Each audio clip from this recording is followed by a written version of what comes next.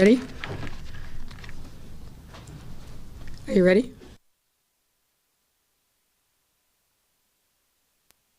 All right. Welcome, gentlemen. Good afternoon, everyone, and thank you all for being here. I'd like to begin by recognizing and thanking the aldermen who are standing with me today for being partners with us on two of the measures introduced at today's City Council meeting. First, Finance Committee Chair Alderman Scott Wagesback, Zoning Committee Chair Tom Tunney, and Alderman Ariel Raboyes. Thank you all for being here. Together, the new initiatives that were taken up today build on our values of equity and inclusion, and highlight the importance of listening to and working with leaders and residents across our city to create a Chicago that truly works for everyone. The first effort I'd like to highlight is a delivery fee cap ordinance for our bars and restaurants. This measure, introduced by Alderman Wagesback, Alderman O'Shea, and Tunney, and developed in partnership with Alderman Emma Mitz and others, will support our city's newest emergency relief efforts, which I announced 2 weeks ago. With indoor dining closed and more residents ordering delivery, our bars and restaurants will be more reliant upon third-party delivery services now more than ever. Just as I said 2 weeks ago, we've done everything that we possibly can to support and protect our residents, workers, and of course our businesses, and particularly our small businesses, as we continue to navigate this very difficult terrain. But the reality is that these efforts are made even more impactful when they're a result of collaboration and when they build upon each other. That's why I'm proud to be working alongside the 31 co-sponsors of this ordinance, that include Alderman Wagesback, O'Shea, and Tunney, and Mitz, to get this ordinance passed and do it as quickly as possible. To provide the greatest support to small businesses, this measure would temporarily cap the fees companies can charge for their delivery services at 10% of the purchasing price, and cap the total fees these companies can charge the participating restaurant at 15% of their total sales, which includes the delivery, commission, and other fees. Additionally, third-party delivery companies will be unable to display a purchasing price higher than the price set by the restaurant, nor be able to reduce the gratuities to drivers or restaurants due to this measure. This will provide critical temporary relief to eligible small businesses that cannot operate indoors right now. And let me reiterate, this fee cap is temporary and will be rescinded once businesses are able to safely and viably reopen to indoor dining. We are very supportive of this ordinance, which will give our businesses some needed relief during this very difficult time. And I want to emphasize that why I think this measure is so important, and I know the alderman will speak to this, is we need to make sure that every bit of resources that can be earned by restaurants and their employees is maximized during this difficult time, particularly with the closure of indoor dining. So let me give another special thanks and shout out to Alderman Wagesback, O'Shea, Tunney, Alderman Mitz, and others for being leaders and advocates in this important initiative. Second thing I want to highlight is, as part of our budget package, we are including two measures that not only build on our values, but are a direct result of true partnership with aldermen, community leaders, and our residents.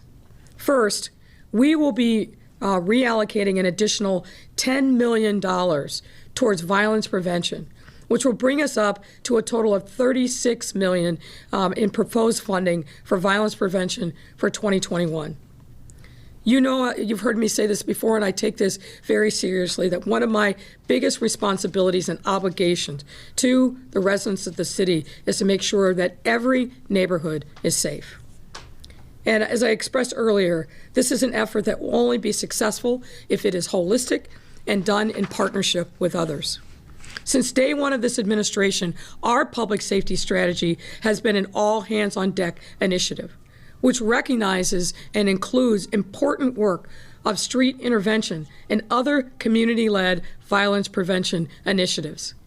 And thanks to this additional allocation of $10 million, we will be able to build on our already record high investments in community-based violence intervention, victim services, trauma supports, and mental health resources, as well as create a better, safer future for our residents. Also within this budget package, we will be increasing the funding and building greater capacity for our mental health co-responder pilot program. This program is incredibly important because it seeks to build out the infrastructure for an alternative means of emergency response, particularly when it comes to people calling in distress around mental health. Police should not and cannot be the first and only responders on every call for help from our residents. And we will continue to look at ways in which we can involve others in being on the front lines and responding to the needs of residents. However, shifting away from the norm that has been set for decades requires time, input from our residents and their communities and resident experts, and thoughtful implementation. And the infrastructure that supports this model must reflect the diversity, history, and current reality of our city.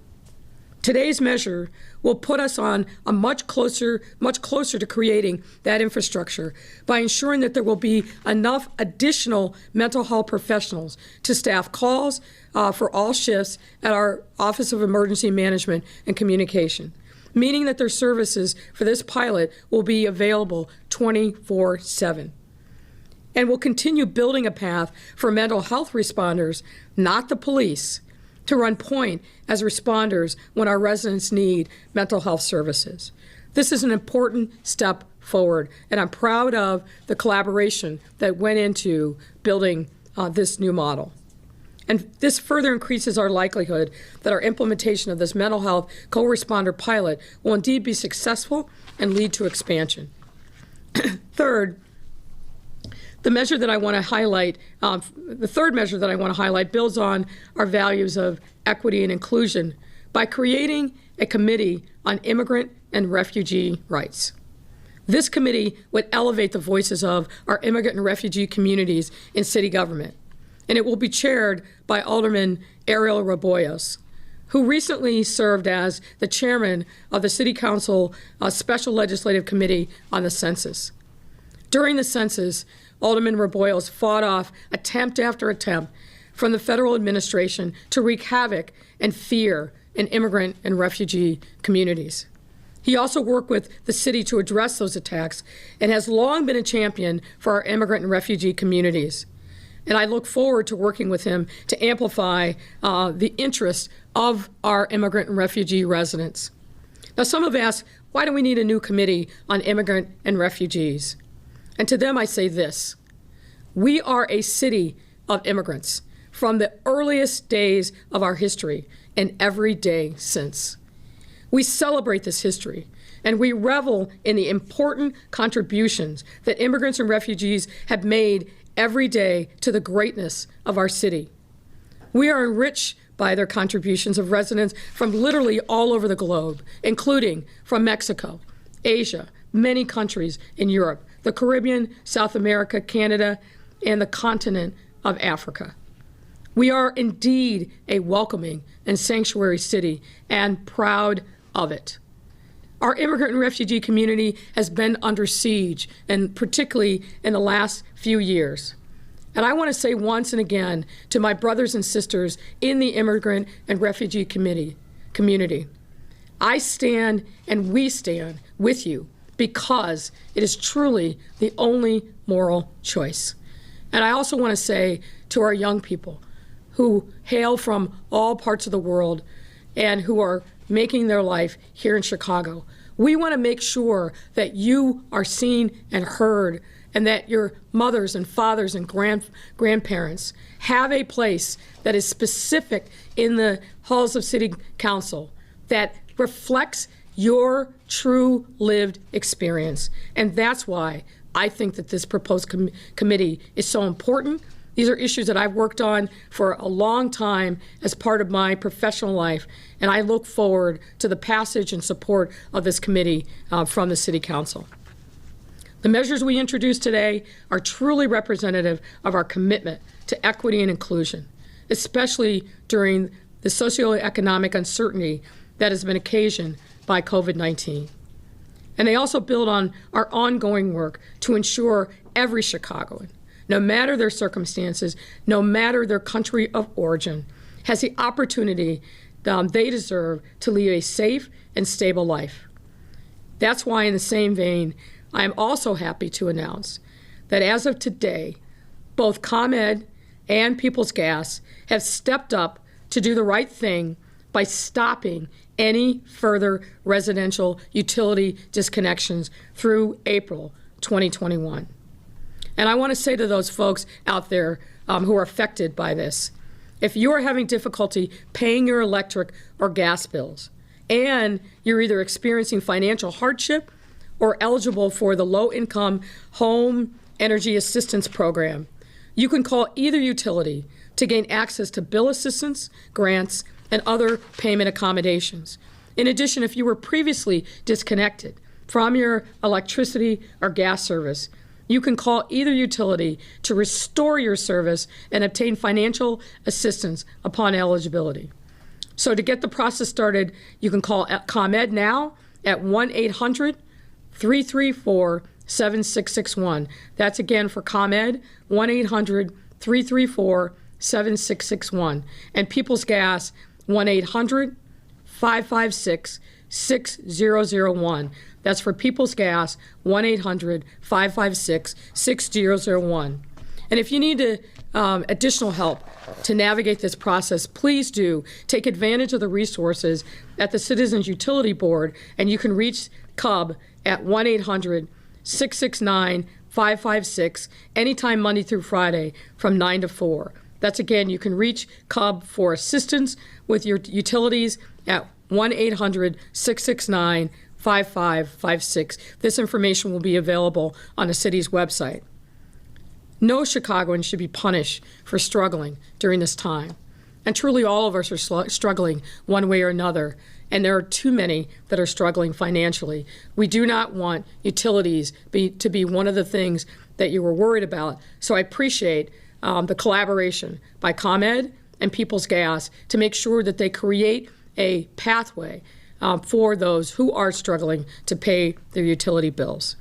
I want to thank everyone that partnered with us on these today on these next steps towards creating a better and more resilient and equitable city of Chicago, and I look forward to continued collaboration. At this point, I'd like to invite Alderman Scott Wagesback, the chair of our Finance Committee, to come to the podium. Scott.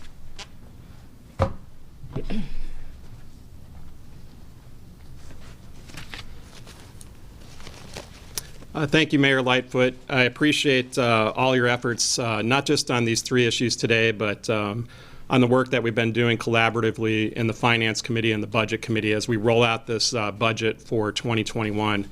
I think a lot of what the mayor's been doing has gone unspoken. When we look at the diversity in bond issues, when we look at the diversity in the contracts that we're trying to put out there, the mayor and her staff have done a yeoman's effort, and I'm looking forward to continuing in the upcoming year to make sure that we continue down a path of equity and inclusion for the first time in a long time. Mayor Lightfoot, I want to thank you and your staff, those in IGA and the Department of Law, for your collaboration on putting forth this strong ordinance for restaurants. Earlier in the pandemic, a lot of you saw that our restaurants were being hit exorbitantly with these extra fees from third-party food delivery services. And I want to thank my colleagues, Alderman Tom Tunney, Alderman O'Shea, Alderman Mitz, for the work that they've done with us to craft a strong piece of legislation that will help our restaurants. As a lot of you know, the restaurants in Chicago are the heartbeat of our neighborhoods. When one of our restaurants closes on a block, the whole block loses that liveliness. It loses the energy that keeps our neighborhoods going. And we've seen far too many of them go under during this pandemic. This piece of legislation will help keep more of them serving people, serving our constituents, keeping their workers at the table, and providing food and employment for them as well. This independent restaurants right now need this critical support. now more than ever. And I also want to thank the people that have worked with us from the Illinois Restaurant Association, Sam Toya, the people who came out and spoke on behalf of all these restaurants, Beverly Kim, Sam Sanchez, Scott Weiner, Matt Baldino, and many others who came to the table and have worked with us. So again, with this 15% cap, we'll be keeping this in until we're at 40% capacity and 60 days. And I hope that all the aldermen who are signing on to this and many more who will realize that we are doing this on behalf of those restaurants, on behalf of those workers who keep this city energized, who keep this city fed, and who keep our neighborhoods vibrant and moving forward. So again, Mayor Lightfoot, thank you for all of your leadership on this and the collaboration with the City Council. Thank you.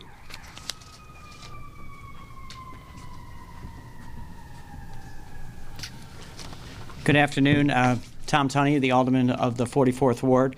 Thank you, Mayor, and thank you, Chairman Wagasback, for your thoughts on how do we keep our restaurant industry alive, especially independent restaurants, neighborhood establishments, indoor dining that is now going to be suspended for the foreseeable future. And many of you know, whether it's retail or restaurant, that the fourth quarter is a make it or break it time of the year for restaurants, retail, and such. So this couldn't have come at a more appropriate time. Before I want to talk about that, though, that I know the mayor's talked about some of the other initiatives, mental health, and of course immigration. These are actually trying to help the same people and the same restaurants. Obviously, people that are not working have their own struggles, and I think the restaurant industry has been at the forefront for years and decades on immigration reform. I just heard this morning that one of the first acts that our President-elect Biden are going to do is to restore the DREAM Act. You know, and I can't think of a better person than my colleague Alderman Raboyes, who's been a steadfast fighter for immigrant and refugee rights. So these issues are all connected. Specifically back to the cap on delivery fees. About maybe 2 years ago, delivery services were maybe 10% of a business. It was growing. But once the pandemic hit and the infrastructure had to be increased both for restaurants and for third-party providers, what restaurants need, and it's up to 50% even with 40% in-store dining. So with the closure, you know, delivery services might be 2/3 of the business. And obviously the other third might be the neighborhood just calling up the restaurant individually and coming and pick up. Because those are the only options right now, unless you have very much fortified and winterized your outdoor dining space, which is kind of unrealistic no matter what happens when the snow comes and the barricades are out and everyone's trying to get the streets cleaned and the sidewalks cleaned. So this is really, really important. Even at 40% dining, and the delivery, whatever it is, restaurants are losing money every day unless they have perfected the delivery mechanism. And primarily, those historically have been the pizza companies. And they have done very well. Some of the other larger chains have adapted very well to digital and no in-store dining. But the small and medium-sized neighborhood establishments, who, as Scott has said, are the lifeblood of neighborhood economic development, and by that, for that matter, you know, the large percentage of the employment opportunities here in the city of Chicago. So we've got to keep everybody in business, keep employees basically attached to their restaurants. I think this cap, and Scott and I and the mayor and other of our co-sponsors want to keep it as simple as possible. So this cap, basically of 15%, gives the restaurateur certainty and their bookkeeping mechanism to say whatever it is, the cap on this, first of all, you can't adjust restaurant prices that are not posted on their menu, but whatever way you can achieve 15% as the cap, You know, I equate it a lot with the credit card companies. There are so many different credit cards and affinity and loyalty and debit and such. You know, the small business just can't keep track of it. All they need to know is their accountant sends them a monthly statement saying, here's your sales and here's your credit card commissions. They do not delve into the details. So I know our council people, you know, are really going to want to keep it as simple as possible for the businesses to understand, and I really want to applaud all those that have been involved, that this needs to happen sooner than later. So hopefully we can expedite this with the Finance Committee meeting this and hopefully get it done soon, hopefully before Thanksgiving. And for those of you who are on there, Thanksgiving, a lot of restaurants are doing delivery. Please call, use the third-party apps, because a lot of people are either preparing it the day before or are actually open on Thanksgiving Day. And it's a make it or break it situation for most of our small businesses, and I'm glad to be part of this ordinance. Thank you very much. Thank you, Mayor. Thank you.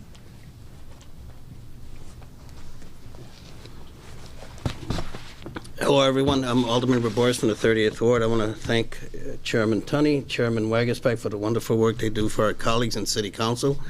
And I want to thank the Mayor for entrusting me to take on this new committee. Let me start by thanking the Mayor for her steadfast leadership in ensuring Chicago's immigrant and refugee families continue to get the protection that this great city deserves. En español, por favor.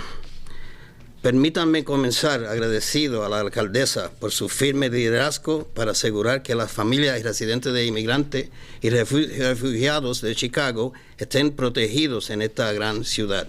Desde fortalecer la protección de inmigrantes hasta hacer frente a ICE cuando amenazaban ilegalmente a nuestros residentes. La alcaldesa Lightfoot ha sido constantemente una defensora de los inmigrantes y refugiados en nuestra ciudad. Chicago es un orgulloso hogar para medio millón de inmigrantes y todos sabemos que ayudan a construir nuestra ciudad, impulsar nuestra comunidad y crear el grupo de talentos que distingue a Chicago. Chicago sigue siendo la mejor ciudad del mundo para llamar al hogar y a través de este comité los aseguramos que siga así. Muchas gracias a todos, gracias a la alcaldesa, gracias a Chicago. Thank you, Mayor. Thank you.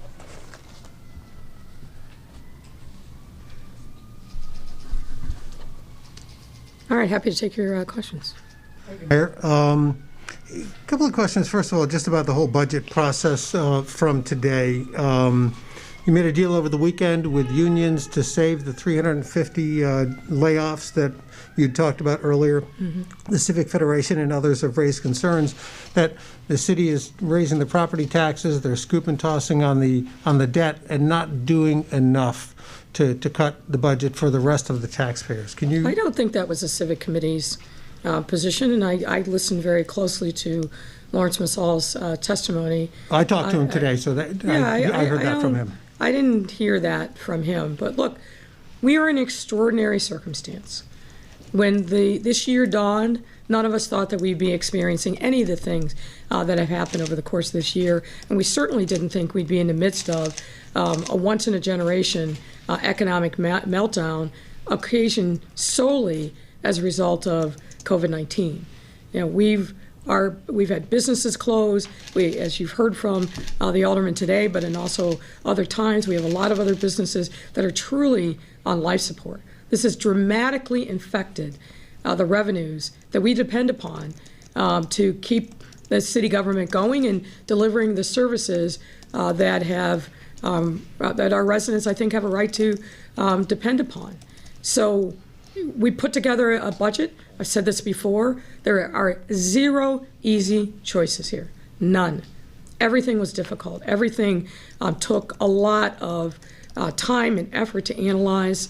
The changes that we have made since we introduced the budget in mid-October have been a result of a lot of, I think, thoughtful and productive conversations with a variety of members of City Council, as well as our friends in organized labor. But everyone knows that this is a very difficult set of circumstances. It's not ideal, but it is, I think, the best choices that we have under the circumstance. And frankly, that's what I heard Lawrence Massal say. Yes, there are risks. Yes, there are some concerns. But under the circumstances, I think that the things that we have laid out and the various pieces and tools that we have put together to close a historic budget gap, but continue to meet our pension obligations, continue to make sure that we lean into our values and not abandon them because of the tough economic circumstances, whether that's around affordable housing, mental health, violence prevention. There are a lot of things that we are doing in this budget that we could have easily discarded, but that's not who we are, and that's certainly not who I am as a leader of the city. And I am hopeful that 2021 will dawn and we'll start to put this very difficult year behind us. We'll get a vaccine that then will be available for the masses, and we can get back to some semblance of normalcy as our economy recovers. But indeed, this is a very tough year. Bill Cameron wonders what is more important, the $94 million hard number? I'm sorry, who is Bill that? Cameron? Yeah, okay, Bill. That radio guy? Let me take my mask down here. What's more important, the $94 million hard number on the property tax hike or the annual cost of living escalator for future budgets? Well, I've said this before, and let me just reiterate it. When we think about what our revenue needs are going to be, not only for 2021, but in the out years, one of the things that is driving and will continue to drive a lot of our decision-making is pensions and making sure that we meet the obligations that we have created for retirees and those that are in the pipeline to come. Because there has not been any meaningful discussion of late around addressing that at the local level, and I don't mean just in Chicago, but really across the state, we continue to be challenged to meet that pension obligation. You know this, that our four pension funds are woefully underfunded, and some are literally selling off assets to meet their monthly obligations. So when you think about that and that obligation, and my view, which is we don't skip making the hard decisions and then create a crisis and then force a worse set of propositions as has been done before. I think that having predictability around what the property tax obligation is going to be, a modest inflator of averaging about 1.8%, which the average Chicago home means around $56 additional a year. It's not something that anybody says, absolutely, this is great, but I think it's necessary. I think it's prudent. And given what our financial obligations are and the structural challenges that we face, this is, I think, the best solution that we have to meet our financial obligations in the out years. If it came down to it, would you forego the COLA if that's what it took to get the votes you need to pass the budget? I think that we have had a lot of discussion with members of the council and have very candid discussions about the practical realities of where we are, where we think we need be, and I feel like we are on the right path as we are right now. Questions coming in from some of my colleagues here.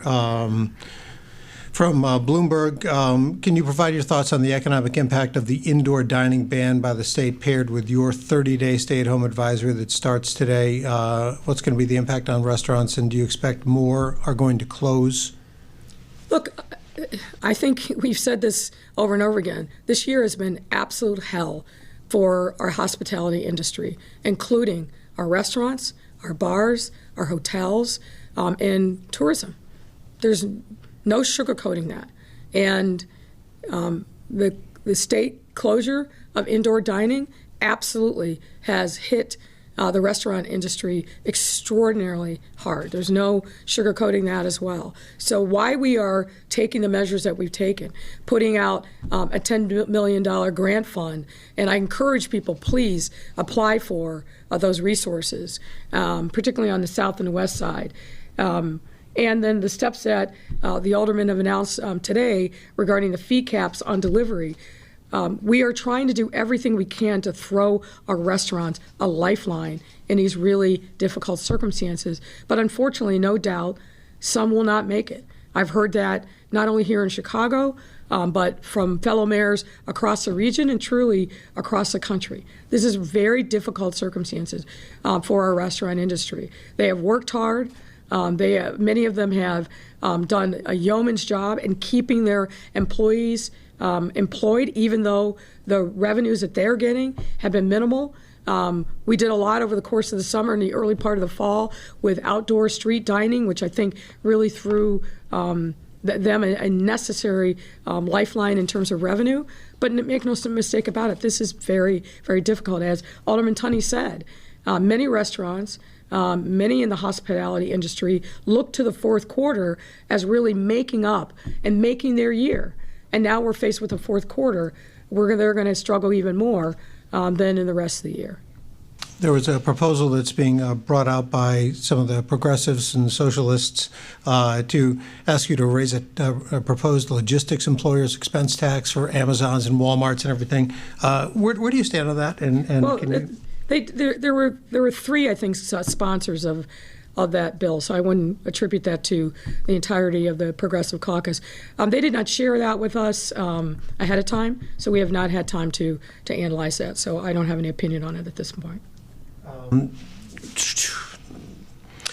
Alderman Matt O'Shea had a proposal to legalize video gaming terminals under similar rules that already exists in the suburbs as a way to temporarily raise revenue while the city waits for a casino to be built.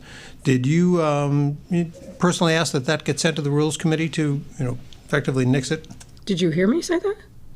I'm asking a question from Alex Nitkin, so he's asking me to throw that question at you. No, I did not. I think some aldermen felt very strongly about that. And let me just say this. After decades of futility, Chicago was finally granted a casino license that we are working diligently to move through the process so that we can bring new jobs for construction, new jobs for employment. And this is a very fragile time in the casino industry. I have a great deal of respect for Alderman O'Shea and work with him on a number of different issues. But what we've heard from the casino industry is they are very reluctant to go into a market where there is already some form of gaming. And that is my concern about VGTs in this time.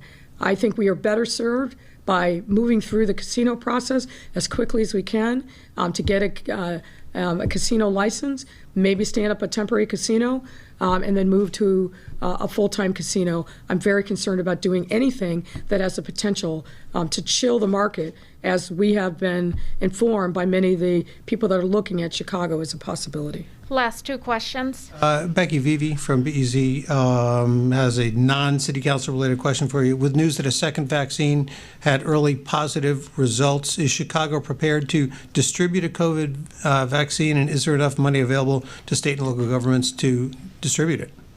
We are very prepared. However, I want to give this note of caution. It looks like a vaccine will come online maybe even as recently as soon as December. Based upon the CDC guidelines, there is a rank order in which people will be able to access that vaccine. Not surprisingly, those frontline healthcare workers who are actually treating COVID patients are at the front of the line. And my understanding is there'll be a small amount of vaccine that will be distributed through hospitals and given in the order that the CDC has set. I don't expect that there will be mass-produced amount of vaccine until sometime deep into next year. So somebody like me, somebody like the alderman, and ordinary residents will not see a vaccine probably to mid next year into the second or third quarter. So I just want to caution about that. You ask, is there enough money for state and local government? The answer is unequivocally no. This has got to be one of the priorities of the new administration to make sure that the hard work that's been done, we have the infrastructure, we have all the things that are necessary to distribute the vaccine once we get it. But of course, right now, the federal government, under this current administration, has no real plan and certainly hasn't provided the resources that states and localities are going to need to make sure that we actually get the vaccine distributed to those who need it most. Last question. This was just breaking news. There was a heroin hotline that apparently the feds busted over on the west side for distributing drugs. I assume Chicago police may have been a part of this, but were you aware of this? And what does this say about the drug situation here in Chicago with drug dealers turning to this to further their distribution? Well, look, addiction, unfortunately, is very real in our city, and we've seen a spike in addiction-related deaths over the course of this year. It's a significant problem. Obviously, we are working diligently on all fronts from a assistance perspective to make sure that we're reaching out to those who have addiction needs and try to getting them into service and resources to try to break the addiction. But those who profit off the illness of others have to be held accountable. I wasn't aware of this particular takedown, but it's not surprising to me. We are active and engaged with our federal partners to look at every avenue that we can to stop the flow of illegal drugs onto our streets that are addicting so many, including so many young people.